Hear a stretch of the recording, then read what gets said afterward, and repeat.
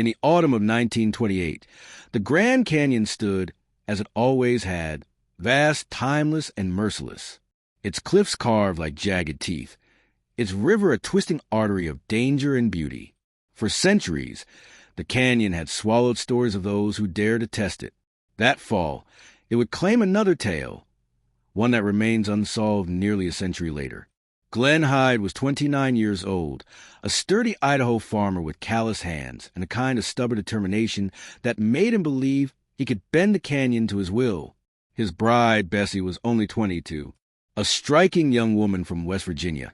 She was known for her artistry, her independence, and her willingness to follow Glen into places few women had ever gone. They had married just a few months earlier, in April. Their honeymoon would not be beaches, wine, or candlelight dinners. It would be something entirely different. Instead of booking a quiet retreat, Glen and Bessie had set their sights on immortality. They wanted to make history by conquering the Grand Canyon in a homemade boat, something almost no one had successfully done before. Glen's goal was audacious, to set a speed record for navigating the Colorado River through the canyon. And if they succeeded, Bessie would become the first woman ever known to make the journey by boat. This was not a pursuit for fame alone. Glen was said to have envisioned future opportunities, lecture circuits, book deals, perhaps even a career as a professional adventurer. The Hydes would not just return home as newlyweds, they would return as legends. But to reach that point, they would first need to face the river. Glen built their vessel himself, a 20-foot wooden sweep scow. It was a simple boat, designed for farming rivers in Idaho, not for the furious hydraulics of the Colorado. With no experience in the canyon, little in the way of safety equipment, and minimal preparation, they pushed off anyway. To Glen, his boat was steady and unsinkable. To seasoned river runners, it was a coffin made of pine. From the very beginning, warnings followed them. Locals who had seen the couple before their launch tried to caution them. The Colorado was not forgiving, they said. Its rapids tore apart wooden hulls. Its whirlpools dragged down the strongest of men. Its cliffs offered no escape for those who miscalculated. But Glen brushed off the concerns. He was young, determined, and confident that sheer willpower could match the river's strength. Bessie had never run rapids of this scale before. In her journal, she wrote with excitement, but also with hints of unease. The river was beautiful, she admitted, but it was unpredictable, like something alive, something watching. She trusted Glen, but her words revealed what photographs of their smiling faces could not. She knew the danger was real.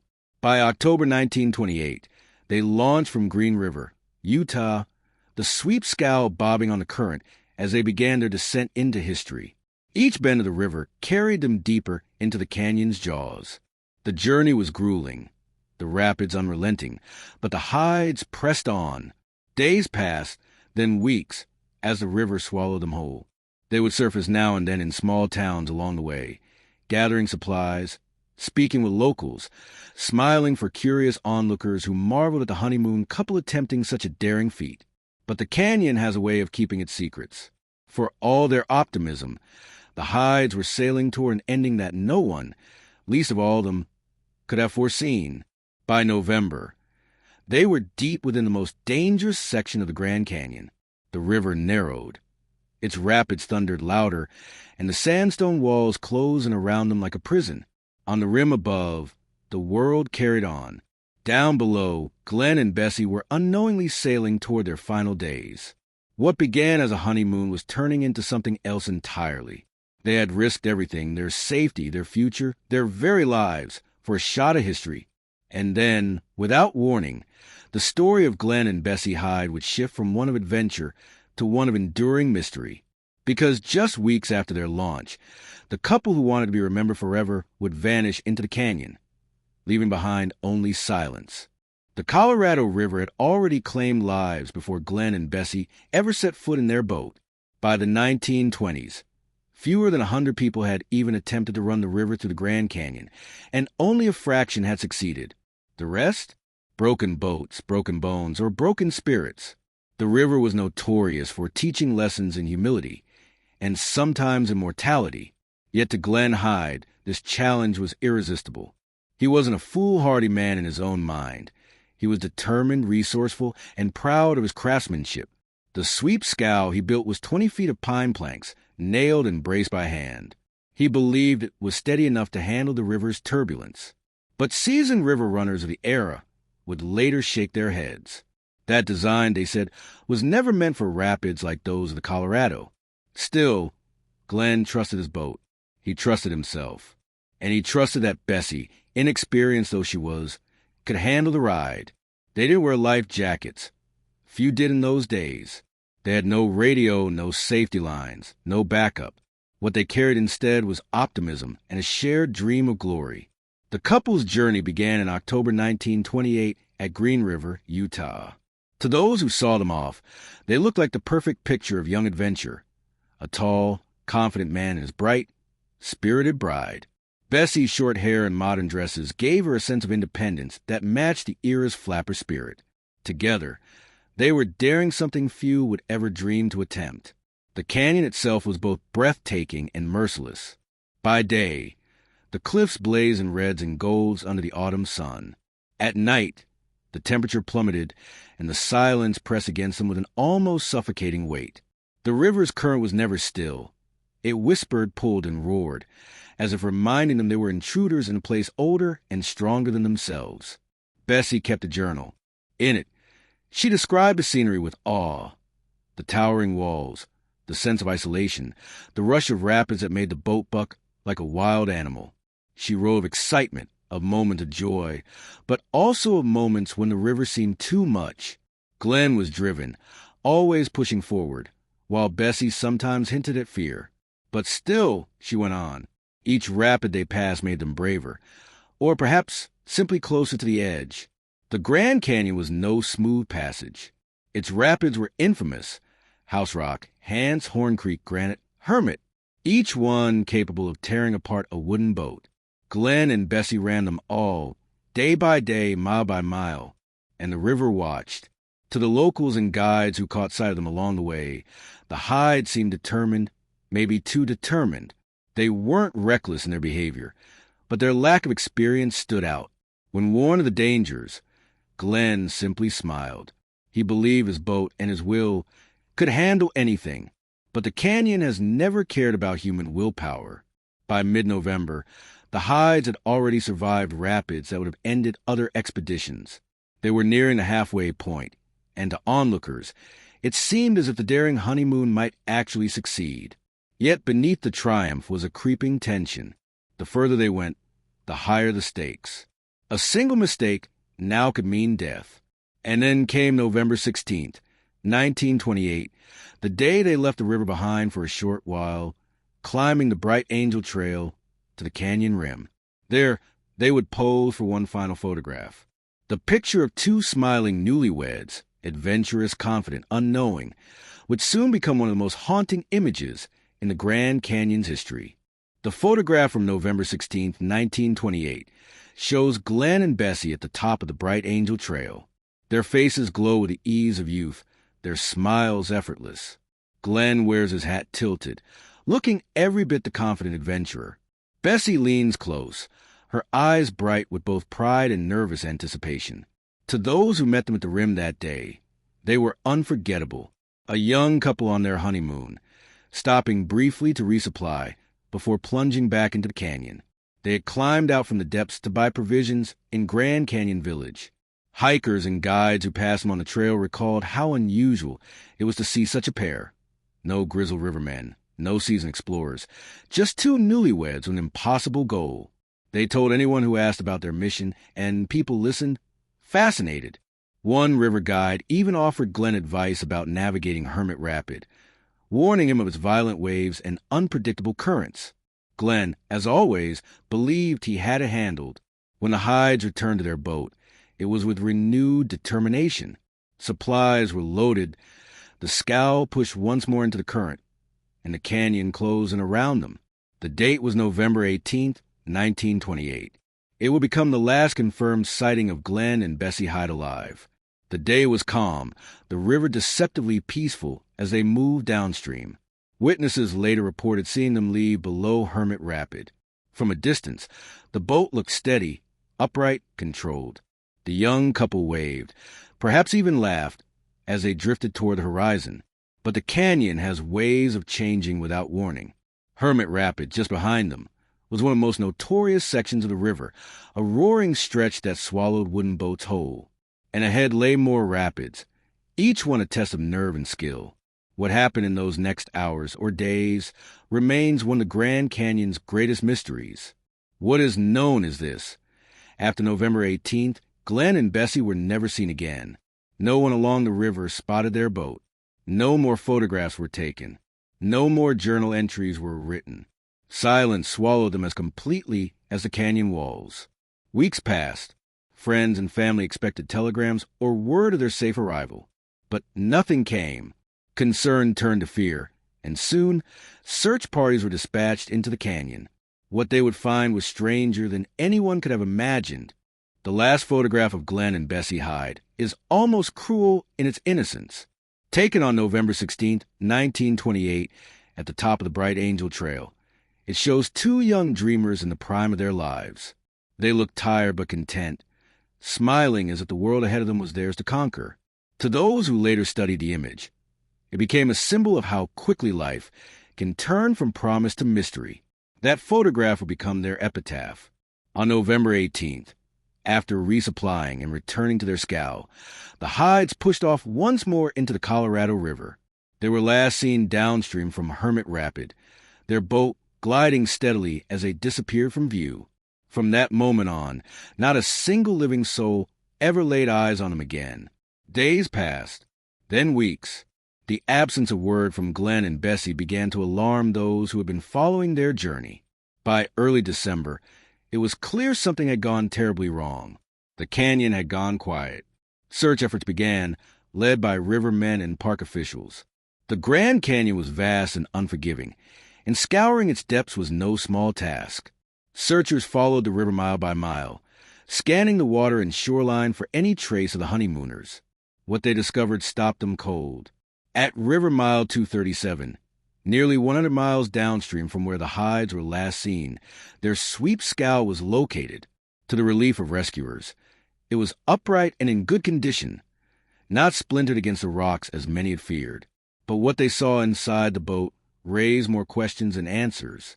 The supplies were neatly packed. Their food was there, their belongings untouched. There was no sign of a struggle, no evidence of a desperate escape. Everything appeared orderly, as though Glen and Bessie had simply stepped out of the boat and never returned. Yet there was no trace of the couple themselves. No footprints on the shore. No abandoned gear. No bodies in the river. Just a silent scow, floating like a ghost ship, carrying the possessions of two people who had seemingly evaporated into thin air. Searchers scoured the surrounding terrain. They scanned the water for miles downstream. They searched the cliff for signs of a desperate climb or fall, but nothing emerged. It was as if the Hydes had been erased from the canyon itself. For family and friends back home, the discovery of the boat brought no closure. If anything, it deepened the nightmare. The scow's condition suggested survival, but the silence suggested otherwise. And so began the swirl of theories that would haunt the case for nearly a century. By December 1928, the search for Glen and Bessie Hyde had shifted from hopeful rescue to grim recovery. When the boat was found at River Mile 237, it should have offered answers. Instead, it deepened the mystery. The scow floated upright, stocked with food and belongings. The supplies were organized, nothing scattered as if in panic. There were no signs of capsizing, no damage to the hull. To the men who found it, the boat looked as though its passengers had simply stepped out for a moment. Yet there was no sign of the Hydes anywhere. Investigators began piecing together what could have happened. The most obvious explanation was drowning. Perhaps Glen or Bessie had been thrown from the boat in a rapid, swept away by the Colorado's violent current. But if that were true, why was the scow still intact, riding smoothly downstream? And why did the supplies remain untouched, as though nothing had gone wrong at all? Others suggested the couple might have pulled ashore and attempted to hike out a canyon. But this theory quickly faltered. The terrain was brutal, with sheer cliffs and punishing distances. There were no trails near where the scow was found, and no evidence of footprints, camps, or discarded belongings. To survive such a trek without equipment would have been nearly impossible. Search teams scoured the shoreline, dragged sections of the river, and examined the rapids. Nothing turned up. No clothing. No gear. No bodies. It was as if the canyon had swallowed them whole. For those who had met the couple only weeks earlier, the disappearance felt impossible. Just days before, Glen and Bessie had climbed Bright Angel Trail, smiling for a photograph at the rim, speaking confidently of their journey ahead. They had seemed vibrant, strong, and determined, and yet now they were gone. As days stretched into weeks with no new evidence, the silence of the canyon became deafening. Families demanded answers. Newspapers across the country seized on the story of the honeymooners lost in the Grand Canyon. Readers were gripped by the mystery, captivated by the eerie image of the abandoned boat and the young couple who had vanished without a trace. Speculation spread quickly. Was it a tragic accident?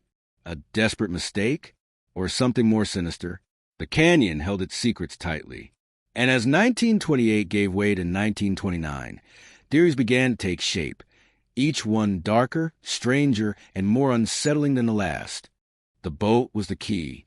When searchers found the Hydes' 20-foot scow drifting at River Mile 237, it should have told the story of what happened. But instead, it only deepened the riddle. Unlike the wrecks left by other failed expeditions, the Hyde boat wasn't splintered on rocks or overturned in a rapid. It was upright, floating quietly on calm water. Inside, the couple's belongings remained neatly packed. Food was stowed away, water supplies intact, even Bessie's journal still present. There were no signs of violence, no frantic disorder, no clues of a struggle. It was as though Glen and Bessie had stood up, stepped out, and vanished into the canyon silence. Experienced rivermen who examined the boat were baffled. Rapids in that stretch were notorious for tearing vessels apart. To find a scow in such pristine condition was rare enough. To find it abandoned, with its passengers gone without trace, was unthinkable. The ghost boat, as some began to call it, became the centerpiece of the mystery. Families, reporters, and officials asked the same questions. If the Hydes had drowned, why was the scow unharmed? Why were their supplies untouched? Why no signs of capsizing, no scattered gear along the riverbanks? The more the evidence was studied, the stranger it became. Search teams swept the shoreline near the discovery point. They looked for footprints, drag marks, discarded items, anything to suggest the couple had made it to land. Nothing. They dragged sections of the river downstream, hoping to recover bodies. Again, nothing. The canyon seemed to have swallowed Glen and Bessie whole. In the days that followed, news of the disappearance spread nationwide. Headlines painted the Hydes as tragic symbols of love and daring, a newlywed couple chasing adventure only to vanish on their honeymoon. The public was fascinated, and the haunting image of their intact scow floating riderless down the Colorado burned into the imagination of anyone who read the story. But fascination quickly gave way to speculation. If they didn't die in the rapids, then what had happened? Some whispered that the couple had chosen to abandon the boat and climb out of the canyon, but the logistics made little sense. Others clung to the simple drowning explanation, though the neat order of the supplies cast doubt on the idea. And then came the wilder rumors, theories that suggested the Hydes' disappearance wasn't an accident at all. With no bodies, no wreckage, and no trail to follow, speculation became the only way to make sense of the Hydes' fate. The Colorado River had been silent. The canyon had yielded nothing. That left only theories, some rational, others darker and stranger. The first and most obvious explanation was drowning. Perhaps the scow had hit a rapid. Glen and Bessie had been thrown out, and though the boat recovered, the couple never did. But veteran river runners pushed back. If they'd been swept under, why hadn't their bodies surfaced downstream? Why was their food still neatly stowed? Why was Bessie's journal dry and in place? Accidental drownings left chaos. This looked almost staged. Another theory suggested they had abandoned the trip on purpose. Maybe the stress of the rapids, or of their marriage itself, had pushed them to give up. Could they have left the boat and hiked out of the canyon? Starting over somewhere new? The problem. The terrain was nearly impassable, and no signs of an exit were ever found. For them to vanish into a new life would have required a level of planning no one believed they had. Then came the rumors of foul play. The Hydes had been seen socializing with other boaters before their disappearance, including legendary river runner Georgie Clark, then a young woman known for her daring. Years later, whispers spread that Clark had privately admitted to killing the Hydes after tensions flared on the river. Some even claimed she confessed in old age, though no record ever confirmed it. The most chilling whispers, however, came from those who believed Glen himself had orchestrated something sinister. According to this theory, Glen may have forced Bessie on the trip against her will, obsessed with fame as the first man to take a woman to the full Grand Canyon. If that obsession turned violent, perhaps Bessie killed him in self-defense, then vanished into the canyon rather than face the fallout. Still others believe in a simpler, sadder truth, that the canyon had claimed them quietly, without drama, their bodies swallowed by the river's depths, never to be recovered. None of these explanations fit perfectly. Each left gaps, unanswered questions, and uneasy possibilities. Theories multiplied not because they made sense, but because no one could bear the silence of the canyon's answer. And then, just when the case seemed destined to fade, an unexpected twist emerged decades later. One that brought the Hydes' names back into headlines and cast new suspicion over their disappearance. For decades after 1928, the disappearance of Glen and Bessie Hyde remained one of the Grand Canyon's most haunting mysteries. The case might have quietly faded into legend, were it not for a startling claim that surfaced years later. In the early 1970s, a group of rafters encountered an older woman on a commercial trip down the Colorado. She was experienced, outspoken, and carried herself with the authority of someone who had lived a hard, adventurous life. Her name was given as Georgie Clark, a river-running pioneer in her own right. But around campfires, whispers began to spread. Some rafters swore that Clark had privately admitted to being Bessie Hyde herself. The story went that she had killed Glen in a moment of desperation, whether from abuse, control, or a violent confrontation, and then escaped the canyon, assuming a new identity. The rumor had fuel. Clark had indeed lived a secretive life. She burned many of her personal records, and even her closest friends admitted they knew little about her past. When she died in 1992, investigators found in her home a birth certificate, a marriage license, and other documents, all belonging to Georgie White, not Clark. It turned out Georgie Clark had lived under a false name for decades. But did that mean she was really Bessie Hyde? Skeptics quickly pushed back. For one, the ages didn't line up. Bessie Hyde was born in 1905. Georgie White was born in 1911. The timelines made it impossible for them to be the same person. Others pointed out that Clark had her own documented history, separate from the Hydes, well before their disappearance. And yet, the coincidence was too strange for some to ignore. Here was a woman who had run the very same river, who had discarded her true identity, who lived wrapped in secrecy and myth. To believers, it was too neat not to be connected. The claim couldn't be proven, but it injected the Hyde story with new life, transforming it from a lost traveler's tale into a case haunted by the possibility of murder, reinvention, and survival. If Georgie Clark wasn't Bessie Hyde, why did she carry documents under false names? And if she was, had the canyon's most infamous disappearance been hiding in plain sight all along? Just when the story of the Hyde seemed destined to remain an unsolved ghost tale, the canyon itself offered a chilling new twist. In 1976, nearly 50 years after Glen and Bessie vanished, river guides stumbled upon a skeleton in the Grand Canyon. The remains were found in a cave near mile 225, not far from where the Hyde scow had been discovered in 1928. The body was partially mummified by the dry desert air, lying undisturbed for decades. Immediately, speculation exploded. Had Glen Hyde finally been found? The skeleton's condition only deepened the mystery. It belonged to a tall man, matching Glen's general build. Some said the remains bore signs of a bullet wound to the skull, fueling the theory of foul play. Had Glen been murdered by Bessie, or perhaps by another traveler they had met along the river? The whispers gained traction because of the rumors about Georgie Clark's supposed confession. If Glen had been shot and his body hidden in the canyon, maybe Clark really was Bessie all along. But the excitement didn't last. Forensic experts examined the skeleton and concluded it wasn't Glen Hyde after all. The bones were too recent. The age didn't fit, and the remains likely belonged to another unfortunate traveler who had perished in the canyon sometime after the Hydes. Still, the discovery wouldn't let go of the public imagination.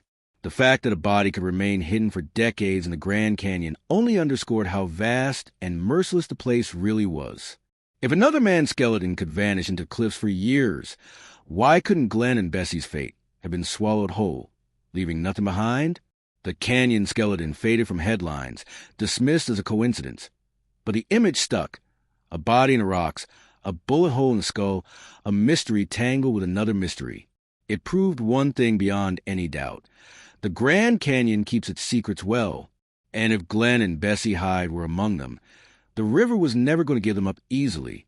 Nearly a century has passed since Glen and Bessie Hyde pushed their boat into the Colorado River, full of daring dreams and the restless energy of youth. They were newlyweds, adventurers, and visionaries, determined to carve their names into the history of the Grand Canyon. Instead, they became its most enduring mystery. The questions linger. Did they drown in the cold, violent rapids? Did they abandon the boat and vanish into the unforgiving wilderness? Was Bessie pushed to a breaking point and forced into violence? Or did she, as some still whisper, escape and live a hidden life under another name? The canyon never answered. Their scow was found intact, their supplies neatly stowed, their trail ending at mile 237, as they had simply stepped off the edge of the world. No bodies, no definitive evidence, only silence. In that silence, the story grew larger than life.